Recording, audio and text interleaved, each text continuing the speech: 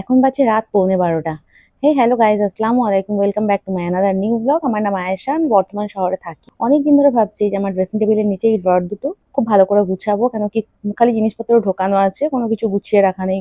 Shifting এর পর থেকে খালি জিনিস ঢুকিয়েছি, কিছু গোছানো হয়নি। তো আমার আর্টের জিনিসগুলো আমি ভালো করে গুছিয়ে ওর জন্য রাখতে পারছিলাম না। তো ফার্স্টেই ড্রয়ার দুটো থেকে জিনিসপত্রগুলো সব বার করে নিলাম, যা যা ছিল, দিয়ে একটু ভালো করে মুছে নিলাম।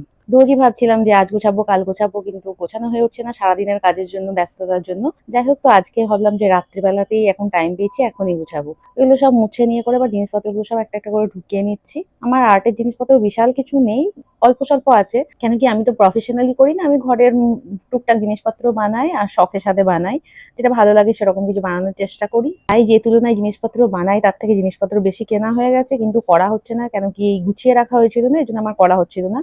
এবার ওর জন্য ভাবলাম যে আর্ট করতে আমি যেহেতু খুবই ভালোবাসি, তো ওর জন্য ভাবলাম আগে গুছিয়ে নিই, গুছিয়ে নিলে পরে জিনিসপত্রগুলো খুঁজতে সুবিধা হবে। তা নাহলে ব্যাগের ভেতর কোন ব্যাগে কি রেখেছি কিছুই মনে পড়ছে না। একটা জিনিস বার করতে গিয়ে সব জিনিসকে টেনে টেনে বার করতে হচ্ছে। আর ওইসব জিনিসপত্রগুলো বার করতে গিয়ে করার মানে যে প্রজেক্টটা আমি করব, সেটার উপর আমার ইন্টারেস্টই শেষ হয়ে যাচ্ছে, কেন কি জিনিসপত্রই খুঁজে পাচ্ছিলাম না। যাই হোক, এখানে আমার সমস্ত গুছিয়ে ঢুকিয়ে রাখা হয়ে গেছে, একটার মধ্যে সব এঁটে গেছে আলহামদুলিল্লাহ। আর এখানে মানে যেসব জিনিসগুলো খুলেছি, আমি ক্লে, একটু স্টোন, একটু এয়ার ড্রাই ক্লে, ওগুলো সব একটা থলের মধ্যে ঢুকিয়ে ঢুকিয়ে দিলাম। আর এই সাইডের ড্রটাতে আমি এখানে আমার চুড়িগুলো রেখেছি। মানে এক টাইম ছিল বিয়ের পর পর যে আমি প্রচুর চুড়ি পরতে ভালোবাসতাম, আর চুড়ি কিনতে কিনতে এত চুড়ি কেনা হয়ে গেছে। এখন তো খেয়ার পরা হয় না, আর পরা হয় না বলতে একদমই কম পরা হয়, খুবই কম। যাই হোক, সাজগোজ এখন অনেকটাই কমে গেছে আগের থেকে, বয়স বাড়ার সঙ্গে সঙ্গে মানুষের যা হয় আর কি। আমার কাছে হেয়ার কার্লার, স্ট্রেটনার থেকে স্টার্ট করে সবই আছে, কিন্তু কিছু ইউজ করি না। একসময় ইউজ করতাম, তাও সবকিছু যত্ন করে রেখে দিয়েছি, কারণ আমার একটা মেয়ে আছে, ও তো ইউজ করতেই পারে পরে ভবিষ্যতে। যাই হোক, তারপর ওপর দিকে এই আর্টের জিনিসগুলো আবার ঢুকিয়ে দিলাম, কেন কি এগুলো আমার তাহলে নিতে সুবিধা হবে। আর এটা করা আমার মানে হাতের ফার্স্ট টিপ্পান আর্ট ছিল, একদমই বাজে হয়েছিল। এগুলো সবই ফার্স্ট অ্যাটেম্প্ট ছিল, তো ওগুলোও রেখে দিয়েছি আমি।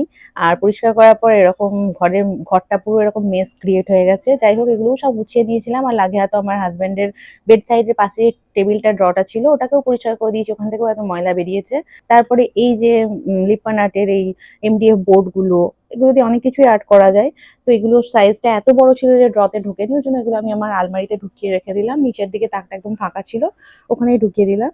তারপর এটা পুরো গুছিয়ে নেওয়ার পর এরকম সুন্দর হয়ে গেছে দেখতে। এরকম মেস লাগছে, কিন্তু মানে পুরো গুছিয়েই রাখা আছে। একটা বড় টেবিল হলে জিনিসগুলো আরো সুন্দর করে গুছিয়ে রাখা যেত, কিন্তু আমার ঘরে এখন আর কোনো স্পেস ওরকম ফাঁকা নেই যে বড় টেবিল ফেলে আমি আমার আর্টের জিনিসগুলো সুন্দর করে গুছিয়ে রাখবো। তো আমি আমার নিজের মতন করে গুছিয়ে নিয়েছি। এরপর ইনশাআল্লাহ আপনাদের সঙ্গে অনেক ভিডিও শেয়ার করবো আর্টে। আজকে এতটুকুই। ভিডিওটা ভালো লাগলে লাইক করে দেবেন, চ্যানেলটা প্লিজ সাবস্ক্রাইব করে দেবেন। Till then take care, bye bye, আল্লাহ হাফিজ।